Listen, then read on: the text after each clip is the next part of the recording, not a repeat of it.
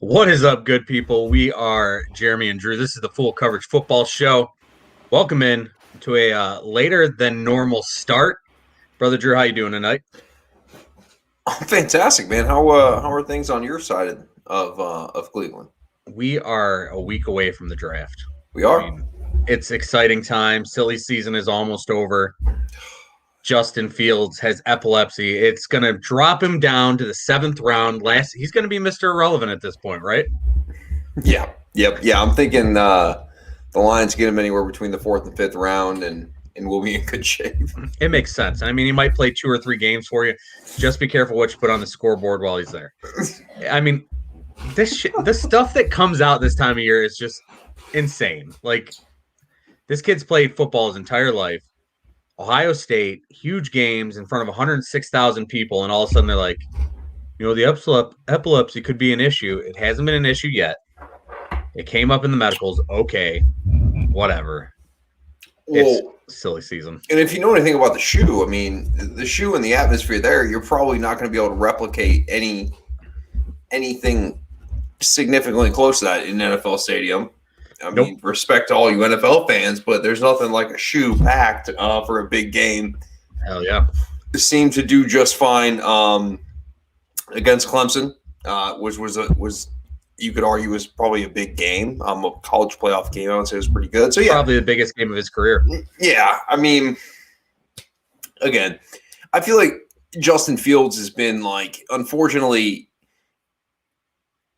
he's just kind of been tried to be trashed by multiple sources and multiple media that have tried to kind of drag him as far as his leadership and this and that. Mm-hmm. And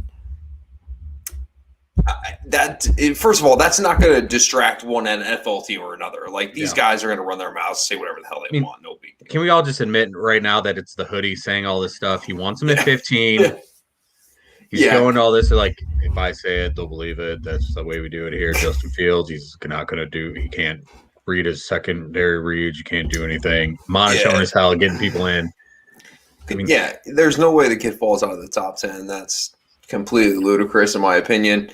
I don't think NFL teams think some of the craziness that people put out on your social media platforms and things of that nature. I just don't see it.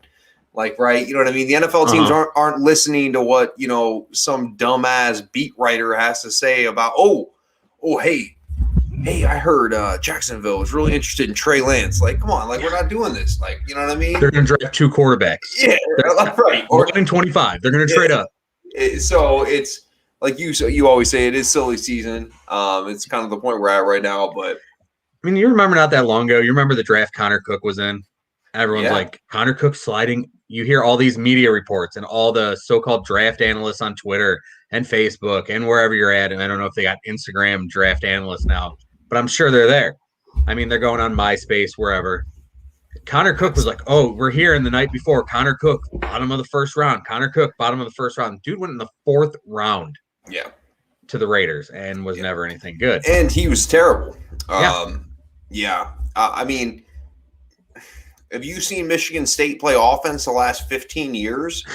All right, so I mean that just kind of tells you, like, I mean, they've been like they're a putrid offense. Yes, they've had a nice, they've had some players. I don't want to trash the entire offense, but at least the last 5 years has been real rough to watch. Michigan State has been holding back offenses for as long as we can remember, and hopefully in the future here they'll change. But speaking of the draft and all this stuff, welcome into the Full Coverage Football Show. Follow us on Twitter at SomervilleCLE, at DetroitDave7. We are going to do our mock draft tonight. Let me see if I can pull everything together here. It's time for the mock draft, and you can't have a mock draft without thinking a mock. Yeah. I do enjoy that. I got to have a drink. We'll let them talk. Yep. Yeah.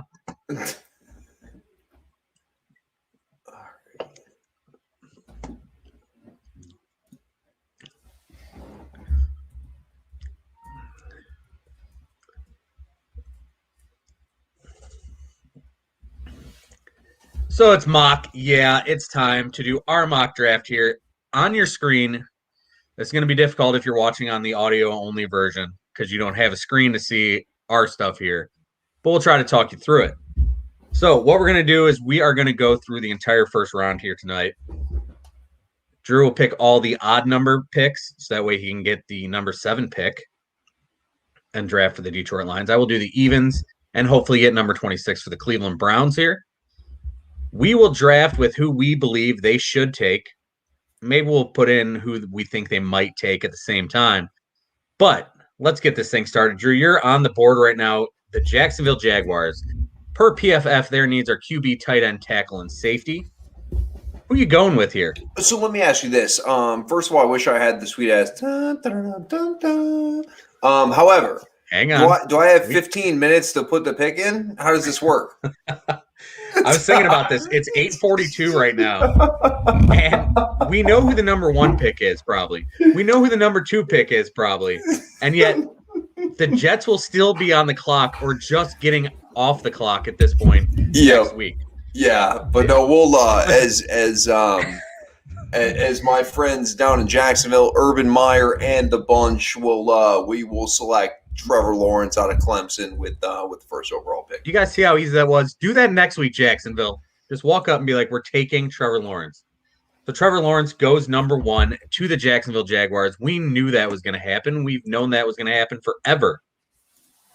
Whoa. We got Detroit BC checking in, our brother. Chris, what's up? Listen, I had to trim the beard. It was getting ridiculous. Like, I was putting my mask on, and I would just eat beard hair all day. What? And that sounds terrible. Yeah, it would just get up in my mouth, and I'd be eating beard hair. So finally, I had to trim it down, and I didn't throw a hat on. It looked totally different. I realized that when I was looking, like, who the hell is this dude? But yeah. Chris, thank you for checking in. We will be talking to you soon. Hopefully, he'll be joining us in a couple of weeks here. We'll talk about that with Chris. Big surprise for Chris if you didn't know that. But moving on here with number 2 pick. Who should it be?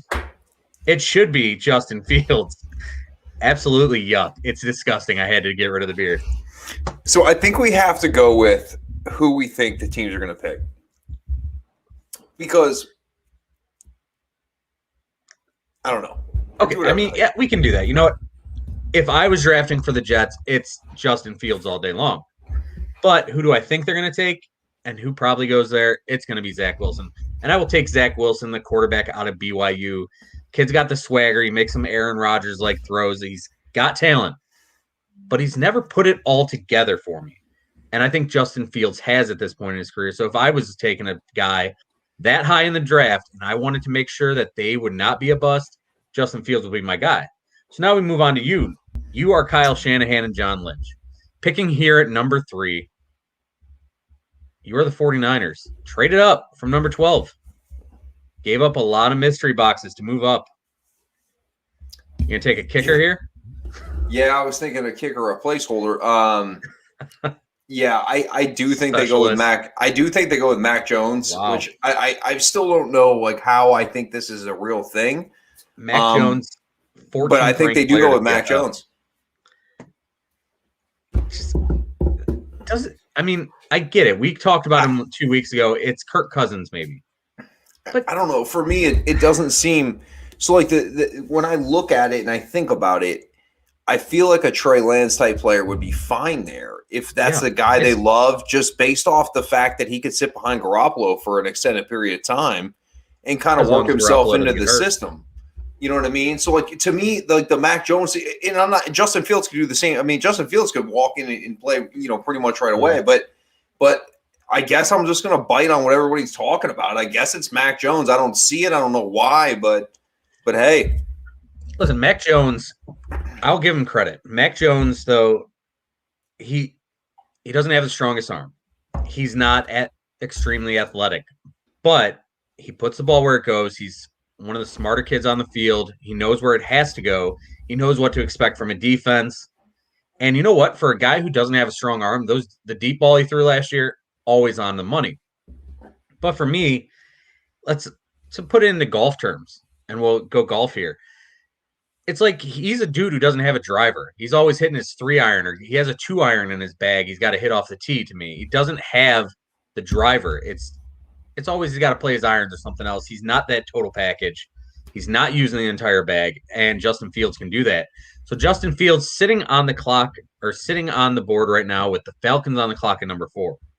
36-year-old Matt Ryan. Yet everyone says they're going to take Kyle Pitts here. And I love Kyle Pitts, don't get me wrong. But a tight end for this team right now, does that get them? We like tight ends, but is Kyle Pitts a tight end or is Kyle Pitts a tight end? Yeah. But, I mean, he can do everything. And you have Calvin Ridley. You have Julio Jones. You've got weapons on the outside. You have, I mean, what do you do here? If you were running the Falcons, what do you do here? Do you trade? Because there are options. There's 9 trade offers on the board right now. Well, Dolphins are one of them. So for me, personally, I think that you do have to consider trade. And we've heard rumblings that they have considered moving down in the draft. So it's not like it's completely a foreign idea to think that Atlanta may move. If Atlanta doesn't love a guy, I mean, again, Atlanta could take a quarterback here. They should take a quarterback here. If Justin Fields is sitting here, they should take him, let him sit behind Matt Ryan, learn. I mean, maybe they don't, maybe they do. I would be surprised. So I'm looking at these trade offers, and the Denver Broncos. And Chris could be right, too, with that comment. Chris could be right. You know, Arthur Blank's out there trying to push all the chips on the table. Click on that real quick. Get back over here. Yeah. They honestly do believe the window is still open. But do we think they're that good that Kyle Pitts is a game changer for them? The defense was terrible. You brought in Mike Davis. You still have Todd Gurley, or what's left of Todd Gurley. So where do you go from here? You've got to think you can trade back to 9 and still possibly get a pretty damn good weapon. But do you need another outside weapon? I mean, you have Calvin Ridley, you have Julio Jones. I mean, of course, you always would love to add a skill position, but if we're moving back to 9, are we looking at something not so much as a skill position? Are we looking for something different? Because, again, if you move back to 9, Chase is gone. Yes. Pitts is gone. So, like, these are the big boy guys. So, yes, Pitts is going to be gone at 9. Where do you think he goes? You've got the Bengals, the Dolphins, the Lions, and the Panthers. I think he could go to the Dolphins. Yeah, I could see that, or the Panthers if they stay there. But I can see the Panthers trading back. So you look at, but that defense Dolphins is so have tons bad. of draft capital. The Dolphins are in a really good spot. They could certainly take a guy like Kyle Pitts, even though it's a very much of a luxury pick, as history would show you, inside the top 10. But to me, it's like, hey, we're in this situation. They've done a really good job with free agency in the last year. They're needing to add players. Like, I think that guy right there, even moving back that way like they did, you land him. I don't know if a a Chase is. I mean, those are the 2 guys that you could flip a coin. I think Miami's going to draft 1 or 2 of those people, in my opinion. Well, you talked me into it. With this pick, I am going to take Kyle Pitts, tight end out of Florida. We can call him a tight end, but this kid's a weapon. Yep. Absolute weapon. So the Bengals are on the clock right now. Their needs, according to PFF, wide receiver, tight end, guard, and edge, or tackle, guard, and edge. They also need a tight end. They haven't had this pick doesn't. This pick is Sewell all day long. It's got to be. Yep. I am making sure Joe Burrow is upright as much as possible. You have T. Higgins. You have Tyler Boyd. They're solid wide receivers. You don't necessarily need to find a weapon, because the problem is if Joe Burrow's not behind center, your ability to win is just, it doesn't matter who you have. Yep. So although, you would love to see the Chase and Burrow hookup, back in the league, what you need to do is be smart for your franchise and protect your quarterback. I mean, we've talked about it. I've said a million times on the show, there's 8 guys who could possibly be first-round picks at wide receiver. Jamar Chase, to me, is heads and shoulders above every other wide receiver in this class. He can do everything that you want at the wide receiver position. However, you hit it on the head by saying You need Joe Burrow on the field, and you have this kid who just dominated, 19 years old, a possible Hall of Fame caliber type tackle player. He's You've got to get him. He's is. nasty. And you get him, and then you come back. You can trade back into the first round. You've got the capital to do it. You can wait, and sitting there in the second round, you could get a Terrace Marshall. You could get an Elijah Moore. Maybe Rashad Bateman falls. You never know who's going to slide because you know the quarterbacks are going to go in the top 10 here. All these quarterbacks will be gone at some point, whether it's a trade or just teams taking them. So at number 6, I'm the Dolphins. Looking at what I need a tackle. What a like soul. You need a guard. You need interior defense. You need edge. Are they sold on Tua? No, well, they certainly have to be. I mean, Justin Fields is sitting here. Trey Lance is sitting here. Oh, no, they're not doing that. They have to be sold. They have to be sold. They got to get him a weapon. They got to get him a weapon. And you're going to pick a weapon. I guarantee you better pick a damn weapon. Now, the question is, do they want to give him the LSU kid or one of the kids he's thrown to in Devontae Smith and Jalen Waddle? No. For me, it's Jamar Chase, 100% at this spot. So now it has come down to the number 7 pick. This team, according to PFF, needs a wide receiver, interior defense, edge, linebacker, cornerback, safety. Basically all across the defense, you need spots. You have Justin Fields sitting here. Devontae Smith, Jalen Waddle. You got Trey Lance. You even have Rashawn Slater, who's a hell of a tackle. Who are you taking at number 7 as the Detroit Lions? Or are you trading? No. If the draft falls like this, you have to take Justin Fields. You have to. You can't do anything about it. Listen, again, I would rather swing for the quarterback. If we want to let Jared Goff run again, you do not. We talk about this all the time. You do not want to be picking in the top 10 moving forward, right? Mm-hmm. It's somewhat of a rebuild from what we have in Detroit. I think that you add the quarterback. If he falls there, you have to add that. I think he would be a fantastic fit. I also think his game is kind of where the league's trending. Yep. In my opinion, to be able to somewhat be able to get outside the numbers as a quarterback and build time to find people down the field. So, I mean, with Chase and Pitts off the board, not that they would necessarily matter to me. If Justin Fields falls to this position, you take him. And listen, if it doesn't work out, so be it. But you have to roll the dice on the quarterback because that's just the way it is.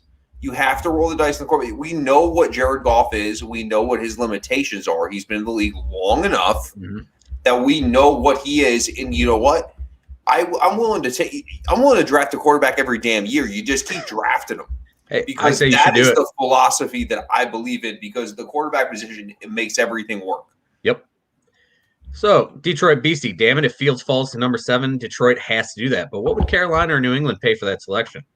I don't think New England's going to move up. I don't know why. I've thought about it long and hard. I just don't see the hoodie going, let's move up, let's trade assets, because they've got so much to fill in. Carolina, they just traded for Sam Darnold, but nobody sold on Sam Darnold, even though they picked up that $20 million option. They just had to. I would move up to get Justin Fields. He's my number 2 overall player on my board. And then Matthew Graydon says, you trade that pick, Drew. Listen, what kind of offer would it take for you to move off number 7 with Justin Fields in there? Where are we moving? You know what I mean? It's tough because although I do agree with the fact that this team needs more, like, what were Patricia and Quinn doing? Like, what are they even doing? Like, the team is an absolute disaster right now. It's embarrassing what the hell happened. And I understand acquiring assets. However, if you think Jared Goff's the guy, that's fine. You can think that. I don't have anything against you. You could be right. And I'm going on a golf trip with this dude next week, so he'll hear it from me.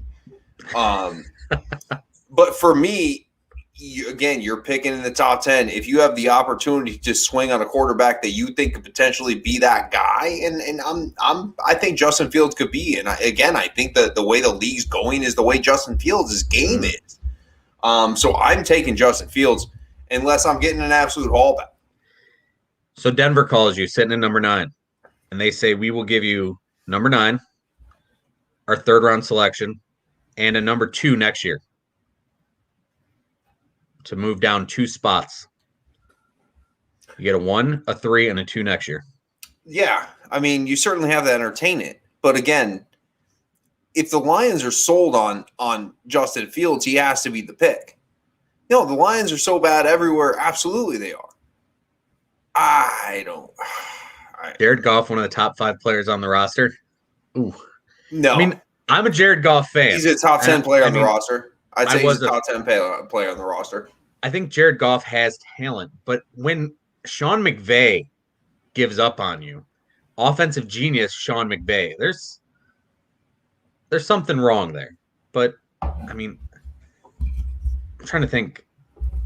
Who's the best player on the Lions roster right now? I mean, take your pick of Taylor Decker, which is probably the best player on the Lions. It's definitely an offensive lineman at this point. You could say DeAndre Swift.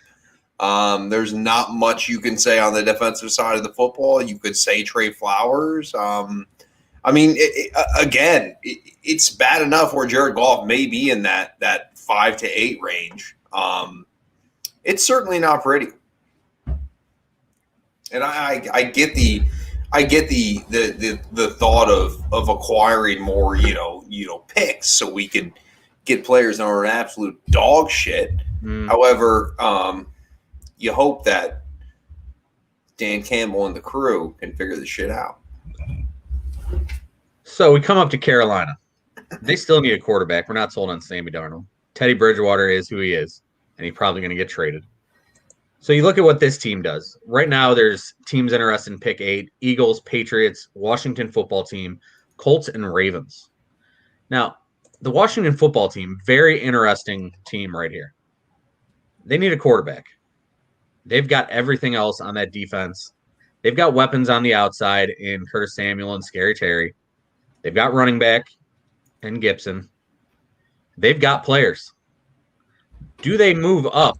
Would they give up 1974, a round 1 next year?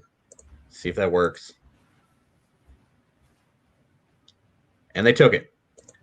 So the Washington football team moves up to number 8. Carolina drops down to number 19, recoups some of the picks they gave away in the Sammy Darnold deal. And with this pick, they're going to take Trey Lance. Trey Lance, the biggest mystery box in this entire draft because we don't know what he's going to be. We've seen a guy play 1 game last year. In the years before, he played a couple good games. We don't know what he is against good to great talent, which is what he's going to see every day in the NFL. Does he have everything you want in a quarterback? Yeah. The guy's got every little piece of a quarterback. If you were building one, you would basically build it in the mold of Trey Lance. But he's going to take time. But is he worth it for Washington? I absolutely think so, and I think they take him, jump ahead of Denver at number 9. And we have, 5 quarterbacks off the board already here? Yeah. I mean, it makes sense. Just like that. I mean, it makes sense. And that's kind of how it's going to work, I think, one way or the other. Now, Carolina want to drop all the way to 19. I don't really think so. But it's going to work out for them. They recouped picks. They got a 3rd rounder and a 1st rounder next year. So if Washington's terrible and Trey Lance doesn't pan out, that's a high 1st round pick possibly. I think it works out for Carolina as they continue to try to build in the Matt Rule era. So now comes up a team that really needs a quarterback possibly because Drew Lock just hasn't shown us absolutely anything. The Denver Broncos. They're loaded at wide receiver. You got Jerry Jeudy. You got, why can't I think of it? Cortland Sutton. Coming off an ACL. But you've got the weapons outside. You got a running back, Melvin Gordon. You've got pieces. Maybe you need to get a little more stout on the offensive line. Maybe you need that linebacker. Micah Parsons, do you start looking at a linebacker here? Is Micah Parsons going to be the pick, or where do you go if you are the Denver Broncos? Micah Parsons concerns me for the reasons he concerns everybody else, right? I think what they will do, because if these quarterbacks fall off the board, here we are. I think it's a Rashawn Slater type pick. I think you bulk up the offensive line. That would be my idea. Again, you don't necessarily, and I know Devontae Smith and the wide receivers seem to be slipping in our draft here, but like if you're Denver, you don't need to add another weapon necessarily. No. You already have a weapon, so you bulk up the offensive line. I mean, again, if you're not going to be able to land the quarterback you want to land, then that's the route you have to go. So Rashawn Slater, my number 5 overall player, he goes to Denver at number 9. And you're right. Denver, they have the bullets. They can build the safe around the gun, but they don't have the gun yet. And they need that. So getting someone to protect, absolutely great spot there. And that brings up Jerry. Number 10, the Dallas Cowboys, topping off the top 10. They need tight end. They need edge. They need cornerback. They need safety. They need linebackers too. I know PFF doesn't say it, but PFF isn't the end-all, be-all. You watch that team play. They needed linebackers last year. They also need help on that offensive line. No one stayed healthy last year. And a lot of the guys just look plain old or out of shape. So you look at who's here. Devontae Smith, Jalen Waddle. Ooh, that'd be really nice. Add them, but you've already got Michael Gallup. Jer's like, man, you've seen that Waddle. Amari Cooper. That Waddle runs real fast. Yeah, Cowboys secondary is trash. Absolutely right, Kyle Anderson. Thanks for joining in. So you look at who's here. According to PFF, Devontae Smith, Jalen Waddle, Michael Parsons, Christian Barmore, and Patrick Surtain II. Basically, 4 players from Alabama are your top players remaining. And for me, it's an easy pick for me. Who are you going? Because I'm agreeing with absolutely. I agree with Kyle Anderson. It is right. It is. It's an easy pick for me. And my boy, didn't my guy just get busted, like beating up? What happened to Diggs? My guy Diggs. So Diggs, I mean, for those of you who literally 1 year ago tonight watched our first ever live video feed, I think that was the first one we ever did on StreamYard. And for anyone who watched that, we did 4.5-hour draft show. And probably 3 hours and 15 minutes into it, we were a little hammered, both of us. And I think for the last hour and 15 minutes of the show, we were just take Diggs. We wanted Diggs. We wanted him to go. He went to the Cowboys second round. And now there's talk that he beat up some Instagram model. We're seeing what comes out of that. So he's accused of violence. He is accused of violence. He is absolutely accused of violence. Damn it. So you got to go secondary. The secondary has been terrible. Kyle Anderson says correct selection. Thank you, Kyle. Let's go on. Let's move on. Staying in the NFC East, the New York Giants. There's talk they want to trade this pick. What do you think they do?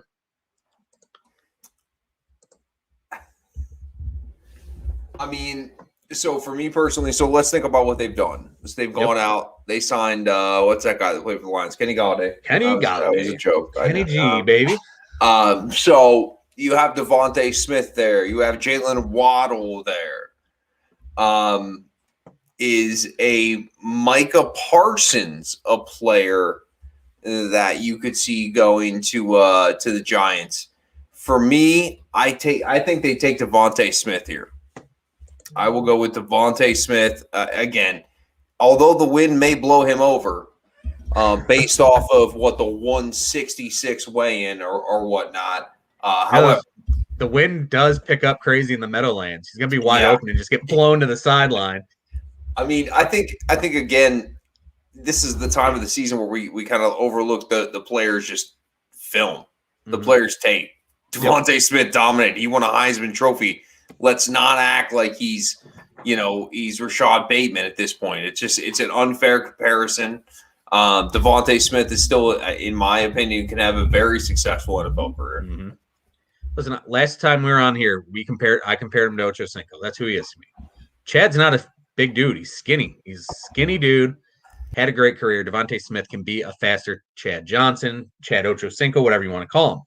But you also now give another weapon to Daniel Jones because you have to figure out what Daniel Jones is. We've seen spurts where he's a pretty damn good player, and other times where you're like, this guy doesn't know how to play football, and then he's getting tackled by turf monsters. That's it, though. He's basically, at this point, he's given everything so Saquon's back now, right? He's got multiple weapons on the offensive side of the football. You add Devontae Smith, it's like, hey, this is Daniel Jones our guy? Do we need to look elsewhere? Yep. I feel like this is kind of like, hey, we've given you all the tools to win. And they've also done it on the rookie contract, too, which is important, as we always talk about on the show. They haven't paid Daniel Jones crazy money yet. It's like, hey, let's give him everything possible, make sure he's the guy. And I'm not sure that that's the case. I'm not sure he is the guy. However, if you believe in him and you're the brass over there, in the Meadowlands, I think you have to try to do everything you can to surround him with as much talent as you possibly can. And having Kenny G, Devontae Smith, Evan Ingram, Saquon Barkley, you are setting him up to be pretty solid. He's got an okay offensive line. Just go out there and get it to the open guy. Now, Devontae Smith, number 6 is what he wore at Alabama. And as we're talking about these wide receivers, Jamar Chase has already said when he comes out, he wants to wear number 1 because the NFL has approved the rule. We're number crazy now. I mean, you can wear basically any number as a wide receiver. You're going to have single-digit wide receivers again. Odell Beckham maybe goes back to number 3. What do you think about all this change in the NFL where you can go to single digits? How many games does he play with that number 3? Yeah, he probably plays about 3 games. Yeah, that does match up. I mean, based off the NFL, I think they've always had this rule. I mean, hey, if you want to switch your number, you have to buy out all the inventory, right? Yep. Simple as that. Go ahead and change your number. If guys want to come in and wear number 1, who the hell gives a shit, right? Is kind of my thing. Like, apparently young people think single numbers are cooler than double-digit numbers. I mean, I feel like when I was growing up, like, having 2 numbers is better than having 1 number. Like, what? Yep. So whatever the hell they want to do, what does it really matter? You know what I think the bullshit part of it is, the offensive linemen, everybody else, they don't get to change anything. Why can't why can't you have Taylor Decker wearing number 3? But no, the offensive lineman, you can have number 60 to 70 or 60 to 80. Like, but the wide receivers, they get to have this, whatever the hell they want. It's a skill position world, babe. I guess. It's all about skill positions. But it's so funny. People are making a big deal out of this. It's going to be great. People are going to wear whatever number they want now. Fine. Tom Brady thinks it's a dumb rule. Tom Brady is excellent in social media, as you sent me earlier. He's talking about people not knowing who to block and all kinds of stuff. I mean, he's the GOAT for a reason. And then he posts, "Can I speak to the manager, please?" Like that. He's a legend. All right. Well, good old Tommy, just get off my lawn. There's enough of this. Hey, you young whippersnappers. When I was a quarterback in the old days, they were number 80. Anyway. We are to the Philadelphia Eagles. They traded back from number 6 to number 12. And now you're sitting here. It says they need a QB. Is Jalen Hurts the guy? Well, it looks like they're going to have a quarterback competition. They need help on defense. Their secondary isn't very good. Their linebackers aren't very good. Micah Parsons makes sense here. Their wide receivers aren't very good either, but they did just take Jalen Reagor last year. Do they want to go with another wide receiver? I think they should. You need to help out your quarterback. Micah Parsons would make sense here. But for me, if he's sitting here, Jalen Waddle's the pick for the Philadelphia Eagles at number 12. You can't pass up a guy who can be the next Tyreek Hill, especially when you can go gadget offense with the quarterback and do anything you want with that combination together. So now we are number 13. It is the Justin Herbert Hive-led LA Chargers. I didn't call them San Diego. Almost did. It's the Chargers. They got a fun defense. They might need some corners, but you got to protect that guy. Where are you going here? Yeah. So as much as you like the flashy adding Jalen Waddle to what would be kind of a real fun offense, right? That would be real fun. I think you got to take what the kid out of Virginia Tech, Christian Darrisaw. I think you got to protect the quarterback. Mhm. The two best tackles are off the board. I still think you're getting value here if you're the Chargers. I would be shocked if they did decide to roll the dice and add, a new shiny piece. But they definitely got to protect their quarterback. I mean, just look at Cincinnati, for example. Yep. I mean, you're absolutely right here. It would be fun if Waddle dropped or Devontae Smith dropped just to see him with Keenan Allen. I mean, with the offense and Herbert, could you imagine just Devontae Smith running streaks and Herbert just nailing it? It's a perfect spot for him, but you got to protect your investment. Herbert outplayed Evan. I mean, I don't think anyone thought Justin Herbert was going to play that well last year. Certainly not us, but we apologized to him millions of times. That kid balled out. Looks like a hell of a quarterback. You got to protect him. So we come up to the 14th pick. It is the Minnesota Vikings. We go back to the Norris division of the NFC. They need help on the offensive line. You saw what happened when that offensive line struggled. Kirk Cousins couldn't do anything, and Dalvin Cook was getting hit in the backfield quickly. But at this point in the draft, for me, I mean, you look at PFF, for them, the next highest lineman is Elijah Vera Tucker, who they got as a tackle. I think he ends up playing guard in the NFL. So impossible. But for me, I'm like, oh, you could get Micah Parsons, who he's a Vikings linebacker. He compares favorably some of the guys they already have. Barmore would fill a need on that defensive line. But for me, the best player sitting here right now, Trayvon Moehrig from TCU. This kid can do anything. He can cover. He can play in the box. He can play deep. Anything you need him to do, he can do. And I think he will go and he'll take Anthony Harris's spot and keep that secondary solid for the Minnesota Vikings in a division where they have to face weapons like Jared Goff, Aaron Rodgers, and Andy Dalton. I mean, you need those guys. So we come to the Patriots, the 15th pick in the NFL draft. Micah Parsons. No doubt about it. Give me Micah Parsons all day long. The Patriots would be thrilled if Micah Parsons slipped to 15. Simple as that. If they're not moving up for a QB, they would love Micah Parsons there at 15. I'm with you on that. I think that would be an excellent pick. I think Barmore would fit there too. But for me, Barmore, I'm not sure what he's going to be. I think he's going to have a long career, but he's going to be one of those first-round picks where you never really hear anything about him. He just does his job, and that's it. He's not going to be anything special. Just go out there, guy. Lunch pail, exactly. So we come up to the Arizona Cardinals. Now, they got all kinds of weapons. They need a tight end. They need help on that interior line because you've got the rushers in J.J. Watt and Chandler Jones. Your linebackers are okay. Patrick Peterson not getting any younger. Your corners, you could go with a corner here. J.C. Horn would fit perfectly. Yep. Maybe you go with a linebacker like Owusu Koramoah because he can be anything. Maybe you add another weapon like Bateman. But for me, I think you have to go J.C. Horn here. He's going to help you immediately, and you're a team that wants to win now. J.C. Horn. Michael Raphael, what's up, brother? 7. What 7, pick did you guys take, Fields? 7. He went 7 to the Detroit Lions. He should never fall that far, but hey, if he's there, it's a great pick for Drew's Lions. So the Raiders are on the clock.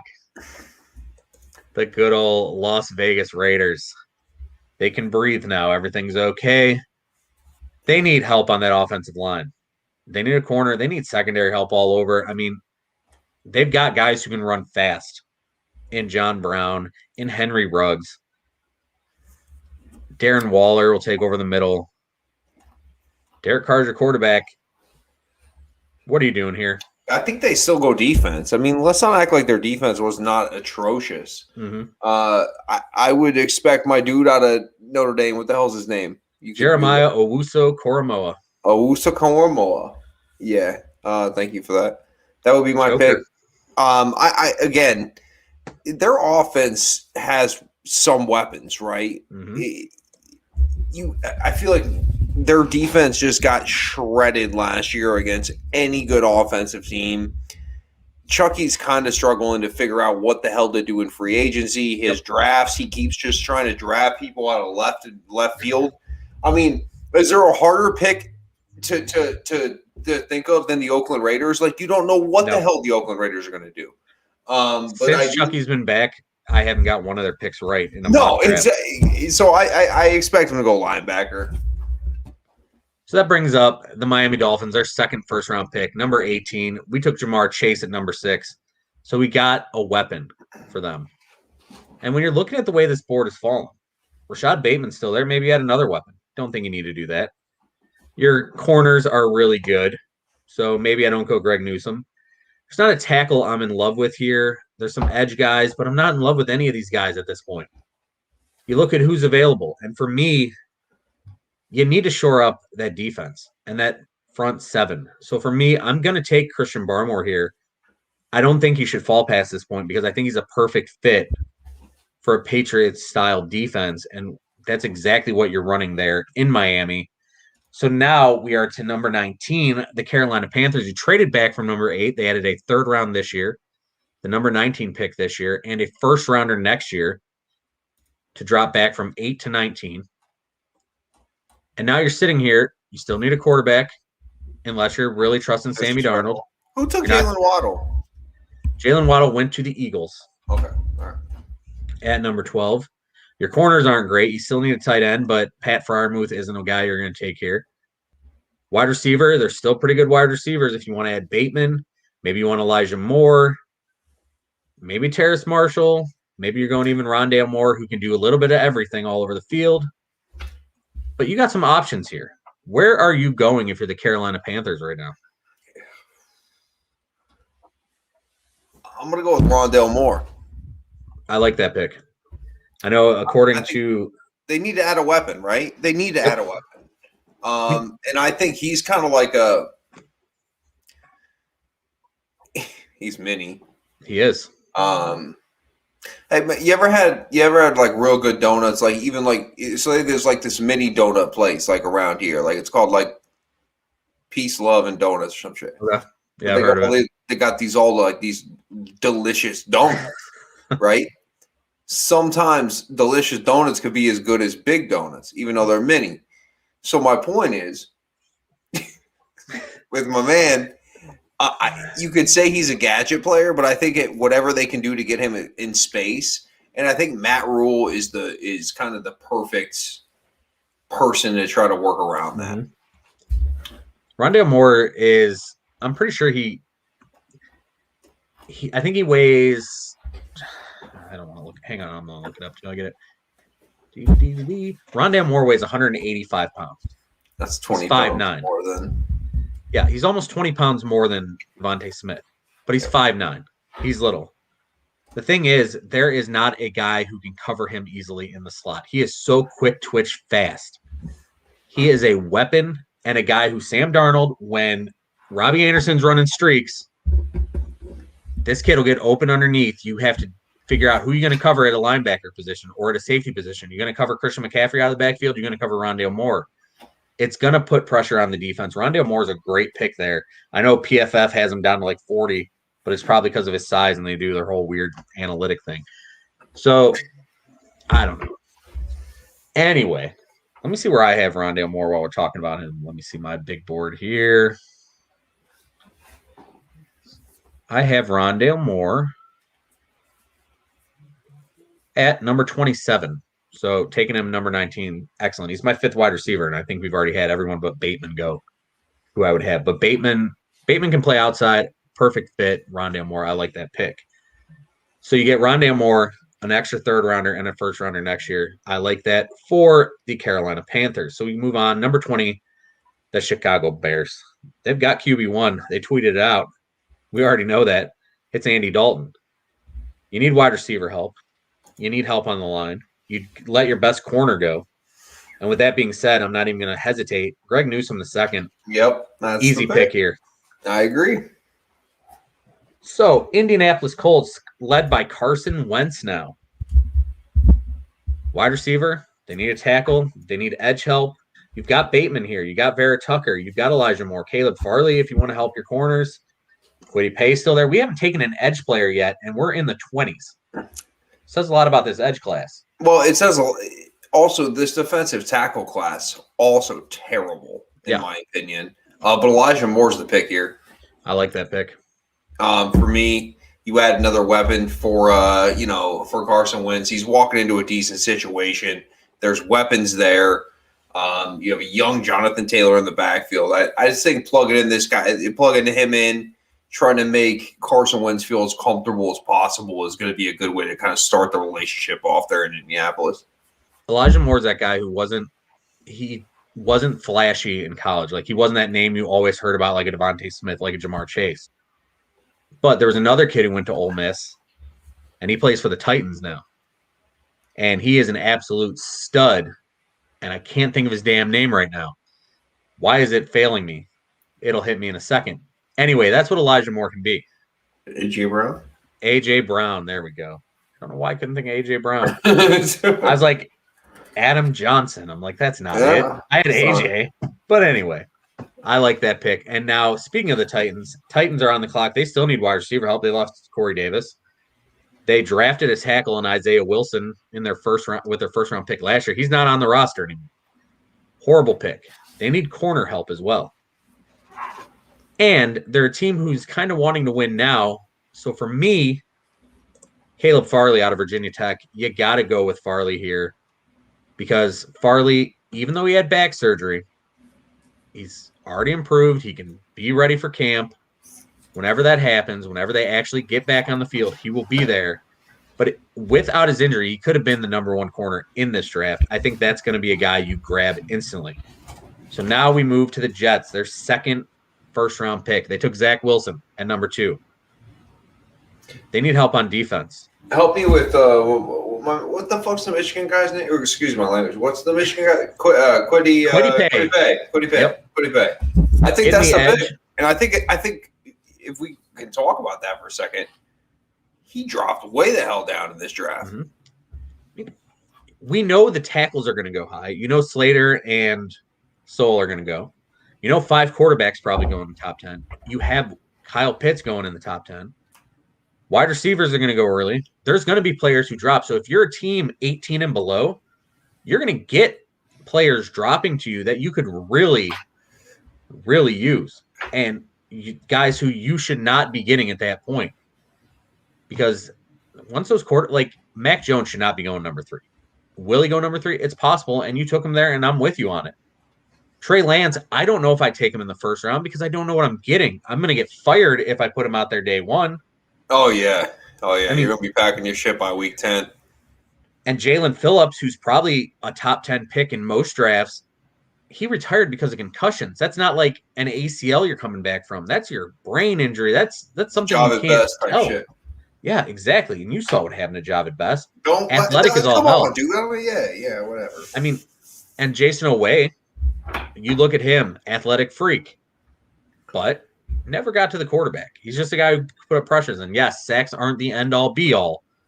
But we come here now to a team that needs a quarterback again. They've got 86-year-old Ben Roethlisberger. But they need a running game, but they got no one to block. So Najee Harris would make sense here. I think he's a perfect Pittsburgh Steelers player. But you also have to see who's available for the offensive line. Vera Tucker's there. Walker Little, who I'm not big on. They have him at 26. He's there. Tevin Jenkins, who I'm higher on. I could see them taking Tevin Jenkins, but I mean, you look at who's here, and it's like, what do they do?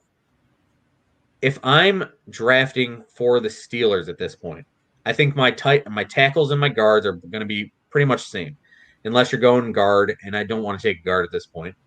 So for me, the guy that they have to draft here, it's going to be Najee Harris, because that can help them day 1. They have no running game. They were having Ben Roethlisberger throw 70 times in a playoff game. They'll put together an offensive line. But for me, it's got to be Najee Harris. So now we are at pick 25. The Jacksonville Jaguars. You took Trevor Lawrence, number 1. You're going to get a tackle here. You're going to go Tevin Jenkins. They still need a safety. There's some solid safeties available. Or you're just going to go best player available. What do you do if you're Tevin Jenkins? You hit on it right away. I mean, why not, right? We need to start thinking about what we're doing to protect our guy. And I think that's the pick. I think they'd be happy with that pick right here. Again, when we look at Jacksonville, it's not like they're necessarily deprived of weapons. Yep. Right? I mean, there's guys there. DJ Chark, I think, could be a difference maker with Trevor Lawrence at the helm. DJ Chark's a hell of a player. I mean, we've seen what he can do with the dude rocking a Kentucky waterfall at quarterback and anyone else. I mean, Glennon even made him look okay. That's how good he is. And now you get a Trevor Lawrence in an Urban Meyer kind of offense. It's going to be interesting. So that brings us up to the Cleveland Browns. For the Cleveland Browns, according to PFF, they need defensive interior, edge, and linebacker. They are not taking a linebacker here.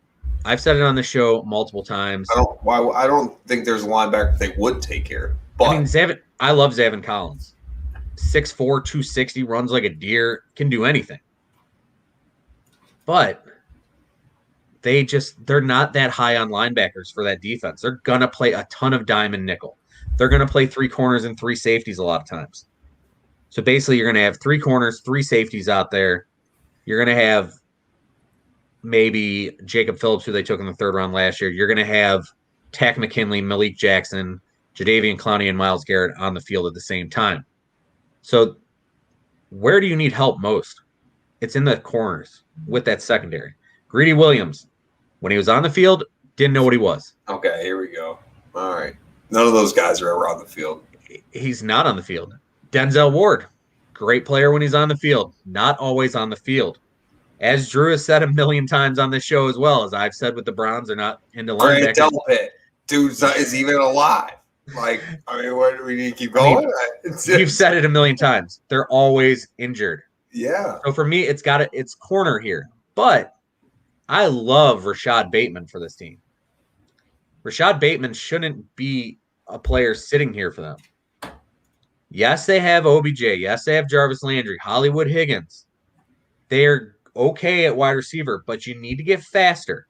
You saw what Jarvis Landry did against the Kansas City Chiefs. I think he had 7 catches for 20 yards or 26 yards. David Njoku was their best weapon against the Chiefs. So Rashad Bateman here, that's interesting. And I could see them trading down, but the way this draft is falling for me, the pick, Asante Samuel Jr., another undersized corner, but a guy who plays bigger than he actually is. So at 26, Asante Samuel Jr. for the Browns. Had to go there. Ratbird's on the clock at 27. Where are you going here? This might be a little bit different, but I'm going to go with Zaven Collins here. And the thing is, it might not necessarily on paper fit exactly what you're thinking, but I think with Harbaugh and what they do, adding somebody with the freak athleticism and the speed on the edge that he brings, yep, they would be thrilled for him to fall down this far. Listen, Zaven Collins, probably one of my favorite players in this draft. I would love for the Browns to take him, but it's not going to happen. And of course, as happens every year, the Ravens will take one of my favorite players.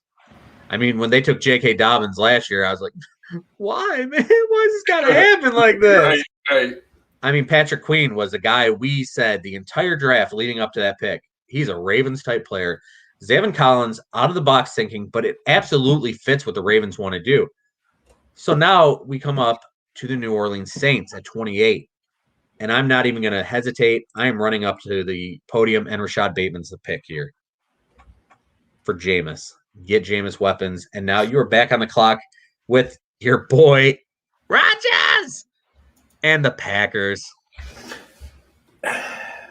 I think they have to go wide receiver. I think it's about time they add somebody around him. And I think Kadarius Toney will be the pick. Wow. I mean, how long can we deprive 12 of any wide receiver to throw to? And I'm not sure that he's necessarily ready to walk right in and be a guy, but I think that you have to at least start adding pieces around Aaron Rodgers because the timeline is starting to be on the decline, but his game is still right where, he's still good, man. He's still really ridiculous. Good. And he's probably going to take over Jeopardy and do that and kick ass on the field as well. Kadarius Toney, interesting player. Kadarius Toney, as far as athletic skills and things he does once he gets the ball in his hand, there may not be a better player in the draft. Problem is, he's got to hold on to that football, and he's got to run crisp routes. And I think if any team's going to help him do that, it's Green Bay. That's an excellent choice there. Even with not Elijah Moore, but who was the guy I was thinking? Terrace Marshall Jr. still on the board. I like that pick a lot. That's an interesting pick. So now we come up to the Buffalo Bills. They could get interior help. They need edge help. They could use a corner. But for me, they need one thing more than any other spot. They need a running back. And Travis Etienne at 30, everything he can do out of the backfield, he's going to be excellent for Josh Allen. And so when you use the PFF mock simulator here, they give you grades. I guarantee this pick gets a D because they hate running backs. I think they have him as like the 66th ranked player. You can't tell me there's 66 better football players than Travis Etienne. And yes, we know people don't run the football anymore. It's a passing league. Well, guess what? But it's a luxury pick for a team ready to win, right? Yep. It's like there's a difference between the you have to understand where your team is at. I mean, that team is at the cusp of something special. Yep. If you can add and plug and play a player like that, I'm 100% in with you. I mean, if they don't go Etienne, they got to go edge, I think, because there's a lot of edge help here. Jalen Phillips away is still here. I mean, there's a lot of edge help, and we are down to our final two picks, and you have the Kansas City Chiefs, the runner-up to the Super Bowl champion Tampa Bay Buccaneers. It looked like we were going to say, oh, they need all kinds of help on the offensive line, but they picked some guys up in free agency. You're looking stronger there. They made a lot of money work in free agency as well. Absolutely, they did. So you could go with an edge guy here. Maybe you go with a Jalen Phillips. Maybe this is a team that could take that risk. Maybe Azeez Ojulari out of Georgia. Maybe this is where Nick Bolton goes if you want another linebacker, because they could use a linebacker. What are you thinking, Andy Reid? I want to go with Tyson Campbell. I think they need to add another DB. We saw, and I've been knocking this team for what, a year and a half because of their defense, especially their secondary. I think adding a blue blood Georgia guy like that to the defense at corner would be the way I would go. I like Tyson Campbell. Tons of speed, solid player, 108th ranked player per PFF, but he's better than that. They've got guys like Javon Holland, who I think probably ends up too small. Aaron Robinson at UCF, really good, not consistent. Even had Eric Stokes ahead of him. I can see Stokes being the pick there too, but I do like Tyson Campbell at that point. And now we have come to the final pick of our PFF-led mock draft here on the Full Coverage Football Show.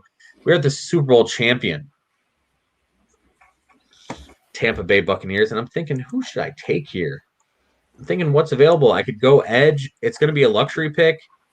Like you said, they've got everything. I think right now, because I know who I have, this is the team that throws a dart and says, Jalen Phillips, you are our guy. And that concludes our mock draft. Let's look at our full results here. So, number 1, Lawrence, Wilson 2, Jones 3, Pitts 4, Soul 5. I mean, you look at these, it went just about how I expected to go. This was a solid draft on both of us here. Let's see what some of our grades are.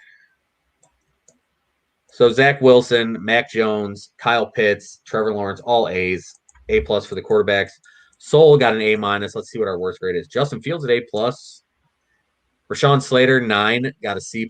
I think that's just PFF being PFF. A- for Surtain. Parsons an A+ there. A for J.C. Horn.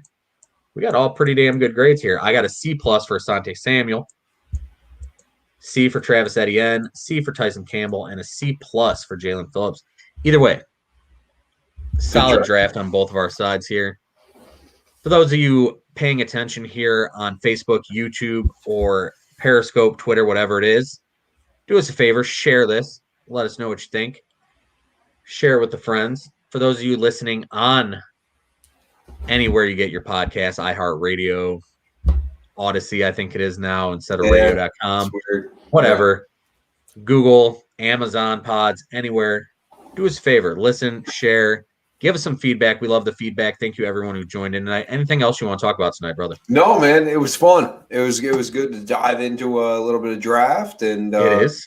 I will be on vacation next week, but the following week we will dive back in to what the hell happened next Thursday. So, 2 weeks from now, when we come back, we will hopefully have a roundtable discussion with some draft analysts, as well as hopefully bringing Detroit BC on the show to talk about the fantasy side of the draft and how he thinks some players will fit. We'll try to get everyone in here. Hopefully, we'll have that set up, and we will be promoting it shortly. Promoting, not easy for either of us here. That's not something we do, but thank you to everyone who watched the show. Brother Joe, you have a great time on your vacation. Thank you, sir. Enjoy the golf. And until next time, remember, as always, if you live the life you love, you will love the life you live. Good night.